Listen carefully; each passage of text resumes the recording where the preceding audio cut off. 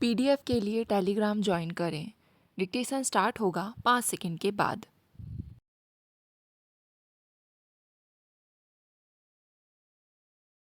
महोदय, बच्चे किसी परिवार की ही संपदा नहीं बल्कि सारे समाज एवं देश की महत्वपूर्ण संपदा हैं।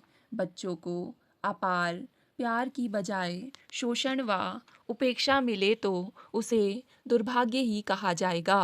विश्व में बहुत बड़ी संख्या ऐसे बच्चों की है जो अभावग्रस्त जीवन जीने को मजबूर हैं। इसी परिप्रेक्ष्य में 2000 में बच्चों के अधिकारों पर आयोजित विश्व सम्मेलन का उल्लेख अनिवार्य है। इस शिखर सम्मेलन में 150 देशों ने बच्चों के बारे में विभिन्न दृष्टियों से विचार विमर्श किया। आज बाल श्रमिकों की हालत यह है कि उनके दुख दर्द में कोई शामिल नहीं होना चाहता। बढ़ती हुई बेरोजगारी और रोजगार के संसाधनों की कमी के कारण बच्चे सुबह सवेरे ही आजीविका के लिए काम धंधे पर निकल पड़ते हैं। कई बार तो यहाँ तक देखा गया है कि उनकी हारी बीमारी में उनकी तरफ से हम मुंह मोड़ लेते हैं। इस अमानवीय प्रवृत्ति में परिवर्तन की अत्यधिक ज़रूरत है। बाल अधिकार सम्मेलन में स्वीकार किया गया कि संस्कृति, जाति, रंग या अमीरी गरीबी की विभिन्नताओं के बावजूद विश्व भर के बच्चों के मौलिक अधिकार हैं। इस सम्मेलन में बच्चों के शोषण एवं उपेक्षा को कलंक बताया गया है। बच्चों के मौलिक अधिकार की रक्षा करना प्रत्येक राष्ट्र के लिए अनिवार्य घोषित किया गया।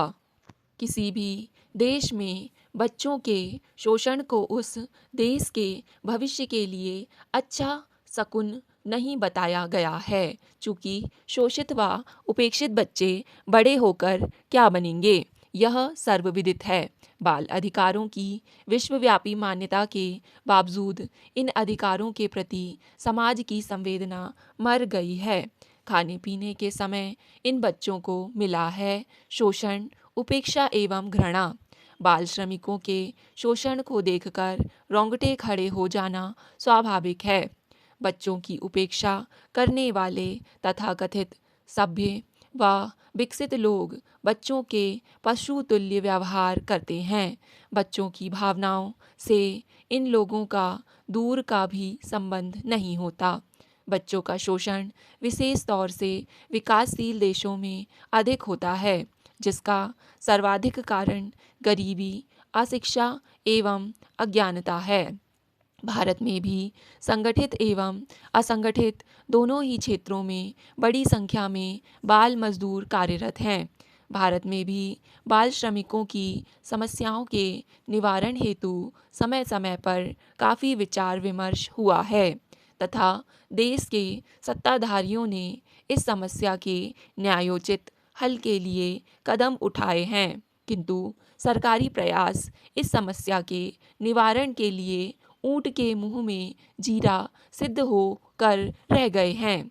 आज भी बाल श्रमिकों के कारकों पर यथोचित नियंत्रण नहीं हो पाया है। चूँकि बाल श्रमिकों के कारक हमारी बुनियादी समस्याएं हैं, जिनका समाधान अल्पकाल में होना सरल कार्य नहीं है। इन बुनियादी समस्याओं एवं बाल श्रमिकों की समस्या में चोली दामन का रिश्ता है। भारत में बाल श्रमिकों की निश्चित संख्या की गणना करना एक कठिन कार्य है। सामान्यतः बाल श्रमिकों की समस्या के कारणों में सर्वाधिक कारण देश में व्याप्त गरीबी, बेरोजगारी, अशिक्षा एवं बढ़ती हुई जनसंख्या है। महोदय, समाज में जैसे तैसे जीवन निर्वाह करने की मानसिकता ने काफ़ी नुकसान किया है। फलतः जीवन में उत्साह व आगे बढ़ने की ललक आम लोगों में नहीं पनप पाती। इस प्रकार आम व्यक्ति प्रगति व विकास के प्रति उदासीन रहा है। इस उदासीनता का कारण व परिणाम व्यक्ति का भाग्यवादी होना है। हमारे देशवासी आज भी बुनियादी समस्याओं से ग्रसित हैं। परंपरावादी दृष्टिकोण के कारण बच्चों के प्रकाश पर ध्यान न देकर उन्हें भाग्य के भरोसे छोड़कर अपने साथ काम पर लगा लेते हैं। फलतः बच्चों की दिशा ही बदल जाती है। जहाँ बच्चों के खेलने, पढ़ने, खाने व पीने के दिन होते हैं, ऐसे में बच्चों पर जिम्मेदारी, प्रताड़ना, उपेक्षा, आदेशों की बौछार पड़ने लग जाती है। गरीबी के कारण हीनता पनपती है। फलतः गरीब लोग अपने जीवन को अंधकारमय मानकर चलते हैं। वे जो कार्य कर रहे होते हैं उसी में अपने छोटे छोटे बच्चों को लगा देते हैं। बच्चे भी माता पिता के प्रति लगाव व ममतावश साथ साथ कार्य करने में अधिक रुचि दिखाते हैं।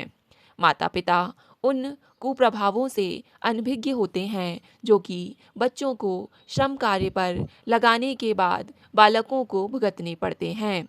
एक गरीब व्यक्ति गरीबी के वशीभूत होकर सब कुछ अपनी नियति मान बैठता है। फलतः बाल श्रमिकों में भी उनके माता पिता द्वारा हीनता के संस्कार ही पड़ते हैं, जिससे सब कुछ सहन करने की मानसिकता बन जाती है। अत्यधिक गरीबी, अज्ञानता व भाग्यवादी दृष्टिकोण के कारण व्यक्ति भविष्य के प्रति आशान्वित नहीं होता है। फलतः बच्चों के विकास पर अपेक्षित ध्यान नहीं दे पाते हैं। बाल श्रमिकों की समस्या निरंतर बढ़ती जाती है। बाल श्रमिकों की समस्या के बढ़ने का सीधा तात्पर्य है कि हम अपने देश के भविष्य को अंधकारमय कर रहे हैं। समाज में किसी भी वर्ग का शोषण होता है तो वह राष्ट्रीय एकता, अखंडता व शांति के लिए चुनौती बन जाता है। बाल श्रमिकों के शोषण पर यथासंभव प्रभावी नियंत्रण नहीं लगेगा तो इस शोषण का कुप्रभाव शांत क्षेत्रों को अशांत करने में होगा, जिसके लिए पूर्ण रूपेण हम स्वयं जिम्मेदार होंगे। लंबे समय तक शोषण कोई सहन नहीं कर सकता। उसका परिणाम यह होता है कि मरता क्या नहीं करता। यह हमारी भावी चुनौतियां हैं।